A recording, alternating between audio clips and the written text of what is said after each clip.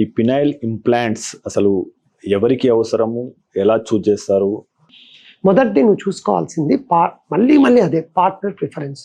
Sir నిజంగా అసలు గట్టితనం ఒక అర నిమిషం కూడా ఉండట్లేదు సార్, అన్నీ అయిపోయినాయి sir. Yes, you are the correct person to undergo penile implant. Number 2, sir నాకు టైమింగే చాలా ఇబ్బంది పెడుతూ ఉంది సార్, దానివల్ల పెనైల్ ఇంప్లాంట్ చేసుకుంటాను. టైమింగ్ వస్తుంది కదా, టైమింగ్ వస్తుంది, ఎంతసేపు అయినా చేయొచ్చు, కానీ నీకుండే ప్లెజర్లో టైమింగ్ రాదు. మీన్స్ మీరు పెనైల్ ఇంప్లాంట్ ముందు హాఫ్ మినిట్కు పెనిస్ నుంచి ఎజాక్యులేషన్ అయిపోయి సీమన్ వస్తూ ఉంది, ఇప్పుడు కూడా అంతే. కానీ లోపల ఇంప్లాంట్ ఉండడం వల్ల గట్టిగా ఉంటుంది కాబట్టి ఎంతసేపు అయినా పెర్ఫామ్ చేస్తూ ఉంటాము. నెంబర్ 3, ఇది చేయించుకున్న నేను చెప్పేటువంటి లాభాలు కాదు, నష్టాలు మనకి యాక్సెప్టెన్స్గా ఉంటే you have to go head. మూడోది ఏమంటే పెయిన్. ఇది ఒక ఫారిన్ బాడీ కాబట్టి కొంచెం డిస్టర్బెన్స్ ఉంటుంది పెనిస్లో మీకు.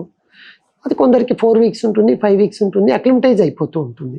నెంబర్ 4, ఎప్పుడూ పెనిస్ లేచే ఉంటుంది. దేంట్లో? మ్యాల్యబుల్ ఇంప్లాంట్స్లో. మ్యాల్యబుల్ ఇంప్లాంట్స్ అంటే ఓన్లీ వద్దనుకున్నప్పుడు ఫ్లెక్స్ చేసుకోవచ్చు.